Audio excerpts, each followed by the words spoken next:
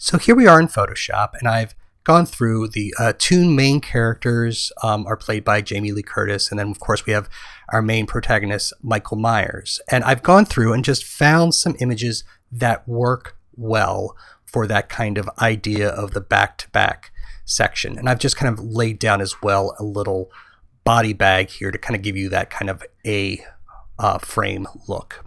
Now, one of the things that I need to do is just clean this up a little bit. And there's a few problems that I really want to explore. First, both of these guys are kind of looking off the page. The next is we've got Jamie Lee Curtis has this top hat, which I think is, she never wears that in the actual Halloween episode.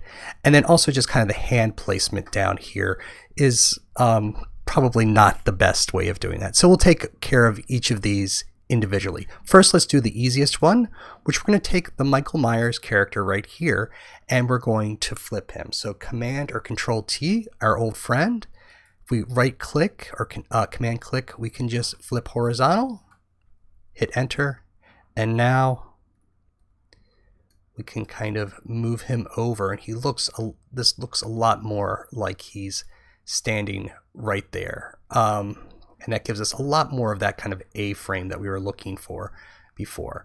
For the next one, let's just take care of this hand here and kind of put that maybe behind her back. To do this, I'm going to use something called the puppet warp. So if we go under edit, there's this option here called puppet warp. When I do that, you're going to see, whoops, we want to make sure that, and we'll just hit enter here, we have chosen the person that we want to use. Same thing, edit, puppet warp. And now what we're going to do is put down these pins. These pins basically are ways of keeping things together. If I were to take a pin here and move it, you can see it's moving the entire body there. So we're going to kind of pin down everything that we want to keep. We're going to put a little pin here at the joint and then right here at the hand, and then we can just literally move that hand back behind the item there, and there we go. So that's working for us. The next thing is to just get rid of the head here. So I've got another image right here of Jamie Lee Curtis. Let's just, from around the same time, I'm just going to select this. Now remember, with these items here, we're not trying to make this perfect. This is just a template for us to trace in Illustrator. I'm going to get a little bit more of the hair using my quick selection tool. And then I'll hit Option to pull away some of that. It doesn't have to be perfect, but just enough to for us to get the idea.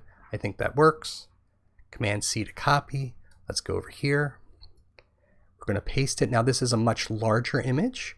One of the things that, and I'm going to show you just a simple trick to make sure that we get everything properly aligned. So first I'm going to go into Free Transform, Command or Control T.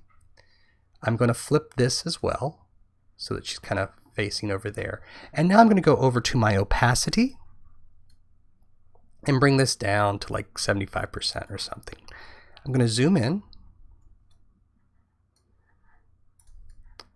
And now what I'm going to do is kind of shrink this down.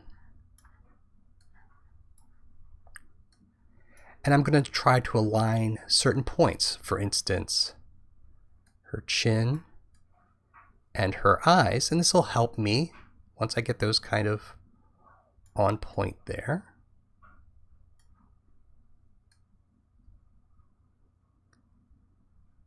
There we go. So this is pretty much lined up. We can maybe tilt just a little bit to get onto that. We've got a head shape that works great. Bring that opacity back up. And then all I need to do is go in here on the body here, and I can just literally take the lasso tool,